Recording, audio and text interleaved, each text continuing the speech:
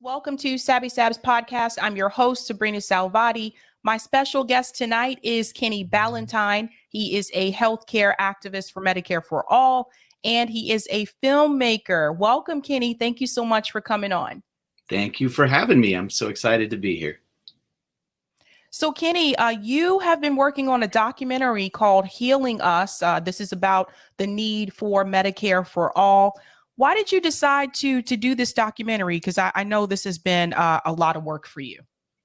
Yeah, it goes back more than 2 years now. We were in the thick of the pandemic when I began. Healthcare and the need for it has always been on the forefront of my mind. As an independent filmmaker, a self-employed person, I've got a wife and 4 kids. Healthcare and the lack thereof has been a constant story in my own personal life. But it really came to the forefront. I was collaborating on another film project that had to do with police violence on Black America.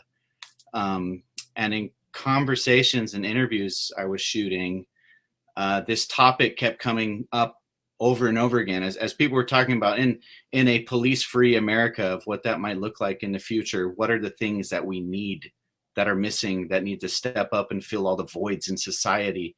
And healthcare was a part of every conversation I was having. And I'm like, I really want to tackle this with the right story comes around. And then I was listening to a podcast one day and I heard an interview with Laura Fielding of the Red Berets for Medicare for All. And I learned about these ladies up in Washington crocheting hats and knitting hats as a symbol of solidarity for the movement for universal healthcare. And I thought, that's cute. I would love to make a movie about them. And it literally started as this little small idea and snowballed into a pretty massive scope project that covers stories from all over the country, from every walk of life, but really has a focus on the grassroots and the movement for universal healthcare. Awesome. Well, we have a trailer for Healing Us with us tonight. So I want to go ahead and show the trailer. And Susan Sarandon, for those who don't realize, like Susan Sarandon is actually narrating this trailer. So here we go. We are governed in American healthcare by the for-profit interests. In a typical year in modern America, approximately 68,000 people will die due to lack of adequate health care. Health insurance companies are in the business to make money, and they will do whatever they can to avoid paying claims. The fallout is they would rather make a sale than take care of a patient. If me and Danny lived in Canada, if me and Danny lived in Mexico, me and Danny would still be living in Canada or Mexico. They're not just numbers, they're people. They're ripped from us because of our greedy healthcare system that puts profits before people. This is a profit-driven business. They can be sued if they are not acting in the best interest of their shareholders, not in the best interest of the patients. So the problem is greed. The Democrats and the Republicans are both in the pockets of Big Pharma and the insurance lobby. We're at a real tipping point. The people in this country know the system is broken. It's time for change. Very well done, Kenny. Very well done. And one of the doctors here, I don't know if people are aware, if everyone is aware of Dr. Joseph Jarvis, but he was actually a part of the Marches for Medicare for All. The interesting thing about him, let me just get it back to him for just a second here. This is Dr. Joseph Jarvis. The interesting thing about him is that he is actually a conservative that supports Medicare for All. And so having someone like him, his voice, push this message, I think is very important, because it goes to show you that, like, he's one of the people that he did the math. He's researched this multiple times. So he has also said that it's cheaper and it makes sense just to do it that way. But it's great to have someone who is on the other side of the aisle also advocate for this as well. Yeah, I love Dr. Joe. There's probably a million other things that we disagree on, but we're able to have been able to work together throughout the whole film. And he makes this great case from a conservative perspective of why people on the other side of the aisle should be completely on board with universal health care as something that's fiscally responsible, morally and ethically correct, and constitutional as well. And so it's hard to deny in the world we're living in today, 2023 America. It's just really hard to say that healthcare should not be a human right. That's right. And when is the documentary being released? So we are premiering it next week, actually, in Tacoma, along with all the original Red Berets that helped start the journey. We're going to do a premiere on May 19th in Tacoma, Washington. We're following up with a big free community screening in Seattle the next day. Very shortly after that, it's going to be released online, Amazon and other streaming platforms, available on Blu-ray and DVD. But mostly we want to be showing this film in communities and colleges and small theaters all across the country. So if anyone has connection to those sort of venues and wants to work with us, reach out, and we want to come to you and show the movie. How long is the movie? It's 75 minutes. Yeah, so this is a bit more than. I know at least for my area, for the Boston area, Somerville Theater is known for showing like these types of films. It's more like an old school, like theater, cool, retro kind of. But that's actually where I saw the Julian Assange documentary. So his brother and his father came here and they played the documentary at the Somerville Theater. So that's one of those places that's really cool for that. I can connect with you about that. But I want to show everyone the Twitter site here for Healing Us 2023 movie. Follow this on Twitter. Also, you can follow Kenny as well for updates. What I thought was really, really great about this documentary is all the people that came together for this. I don't think some people may not realize all the people involved, like Brianna Joy Gray was a part of this, Ryan Knight, Justin Jackson, Dr. Dooley. Dr. Dooley is also a part of this as well. So it was a lot of people that participated in this documentary. And I think the cool thing is it's not just about we have this big name person in this documentary. It's also about giving the data in reference to healthcare and the healthcare industry in this country. I think is really important, because I think once people see the numbers, especially when it comes to medical debt, the cost of healthcare in this country, and how much cheaper Medicare for all could be, I think it's really hard to dispute it. Absolutely. It was important for us to get those numbers across in a way that was engaging and not boring and not just like another numbers slideshow type of thing. So intertwining that with the stories of people from all over the country, in which I think is the most diverse collection of healthcare stories that have ever been put together in a movie before. So I do think we have something really special here. When you were interviewing people, Kenny, listening to people's healthcare stories, was there anyone that really stood out to you in particular, looking back on it? It's difficult to single out, but I guess I'll start with the first interview I shot for the whole movie, which was Scott Disnoyers. And we had lined up many interviews that day. And if I knew I was going to experience what I was about to experience with Scott, I don't know if I would have put him first, because it absolutely wrecked me emotionally. Many people who are on Twitter in this space probably might know about Scott and his story, but his son tragically lost his life to suicide after being denied a life-saving medication because he missed a $20 payment. That's right. Right.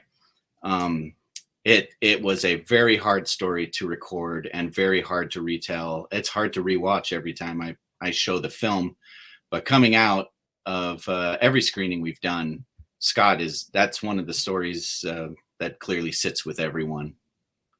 Yeah. Right. Thank you for that question, Roger Meadows. Kenny, can you explain to the audience in a state with no income taxes or a public bank how you can pay for it? Thank you, Roger. Is it? I'm assuming the question means at a state level. Is that what we're talking about? How to fund a state level? So there are many different solutions to that question. Either way, the funding for healthcare still largely comes from the federal government, even with the state-based initiatives that have been planned by some of the people we focus on in the film. And there are some other states that are going at it from more creative ways. Dr. Joe Jarvis is putting together a piece of legislation for passing single-payer healthcare in the state of Utah, of all places, which is wild. They're hoping to get that out to the ballot in 2026, I believe.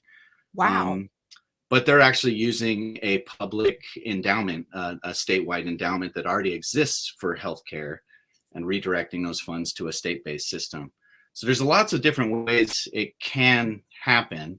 The thing to recall is that in most of these instances where people are putting out legislation for a state-based system, they are getting the economic studies done ahead of time and proving that they have a fiscally responsible way of doing this. And in almost every case, a way that's going to save the state money instead of cost it more money. And if you want a more detailed answer than that, I'll have to refer you to some smarter people than me. No, I think it's key that you get the data first and then you start to push for that, because we saw what happened in California. So I think, unfortunately, California is the example that a lot of people will point towards, right? Like, they had the votes to actually pass a single payer healthcare in California. And then at the last minute, like, big money came in and they decided not to vote on it at all. I think that's why, if you are in one of these states that's a ballot initiative state, I know Washington State is one, my state, Massachusetts, is one, we have to go about this a different way. So I'm curious, I'll have to reach out to Dr. Jarvis, because I'm curious how he was able to get this going in Utah. But these things are very important, because as we've seen, it's a slow drag in Congress, obviously. And then we have a president that said he would not approve Medicare for all. He'd veto it if it came across his desk. So I think we need to be fighting on all fronts. And I've been saying this for a long time. Like, we need to have more than one strategy. I did see that Ro Khanna is he's trying to implement some type of legislation to cancel medical debt. Did you hear about that? I know. I only know a little bit about it, and not enough to make any real commentary on it right now. But Ro has typically been a pretty good supporter. The problem with doing it that way is that even if it does pass in the House, I don't see it passing in the Senate. Even on the Dem side, right? Because Joe Manchin and Kirsten Sinema. And so my stance in all this, and this idea of all the different fronts we possibly can be fighting for. Of course, we want to keep pressure on all of our lawmakers at all levels. And I believe if you have a state where it's even feasible at all to make a push for healthcare in your state, that is another way of keeping pressure on our lawmakers at the federal level at the same time. Right? It actually just magnifies your political voice more than you can just contacting your federal lawmakers alone. And should we succeed in a state, I don't think there is a bigger and louder strike you could make at Medicare for all than getting a state to pass this. I mean, we've seen what that has done with many other social issues in the past, and it is the way it happened in Canada, before. Right. So it's lift where you stand. That's what I say. You have a voice, use it where you have it, how you can use it. That might mean in your county, that might mean in your state, that might mean marching in the streets of Washington, D.C., and it might mean crocheting a hat. Right. Some people are even trying to pursue this by county, which actually might be one of the easier ways, to be honest with you. But I believe it was Wisconsin. There was a county or something in Wisconsin that was trying to pass single payer healthcare by the county. We look at a place like Libby, Montana, which actually was able to get single payer healthcare because they had, an environmental issue in Libby, Montana. I think it was asbestos. So they actually have already had this. Unfortunately, I know people have reached out to them to try to do interviews. It seems like they don't want the attention. I've noticed that. But that's a great case to point to for those of you trying to do this on the state level is, well, what about Libby, Montana? And a lot of people don't know about it. I brought on one of our state representatives on this show, and I told him about it. He didn't know about it. So I think, that needs to be talked about more. I think more people need to hear that there is a place in the US that already has this. But I think the big fight is the pharmaceutical companies. It's big pharma. We have to break away from that. And you would have thought like a pandemic would have been the big red flag. Like it's time to break away from this. Big pharma and big insurance. Yep. Yeah, for sure. So I think that like for people who are not aware, I know they've been on here a couple of times, but like the Red Berets and like whole Washington, like the beret that you see on Kenny's head, like that's what they do. They knit those berets. I have one too. They sent me one as well. But these are people they're activists. Some of them were nurses or teachers, and they decided, let's try to fight for this in Washington state. I think the first time I heard about it, I saw Laura again, same thing. She was on someone's show. I can't remember who, but I saw her on someone's show and I was like, holy crap, more people need to know that this is happening. So I think that the message is starting to spread. It's starting to get out there more and more. And the fact that Dr. Jarvis is actually looking at a state like Utah, that's great. Yeah. Because that's a red state typically. Yes, it is. It's very red. And Dr. Jarvis actually has a purple beret that he wears because his whole thing is the fusion between the red and the blue. So he wears a purple beret. But what I love about the idea of the red beret is that it's a visual image of solidarity. And that's what's really missing from this whole conversation is that we're all way more united on this than most people understand. Some of the numbers you see in the movie is that pre-pandemic, we had 70% of the United States all agreeing that the government should be controlling healthcare. 70%. And that included 59% of Republicans, according to Fox News of all outlets. Okay. So we can assume those numbers are probably even more optimistic now than they were then. So what I hope to do with the film and what I think the Red Berets are trying to do with their hats is show that partisanship is a big distraction and an illusion. We're actually all on the same team because we all have heartbeats and we all get sick and we're all aging and we all have people we love. And that's what truly matters. That's right. And we all need healthcare. It's something that everyone needs, whether you're Republican or Democrat or you're non-affiliated. We all need healthcare.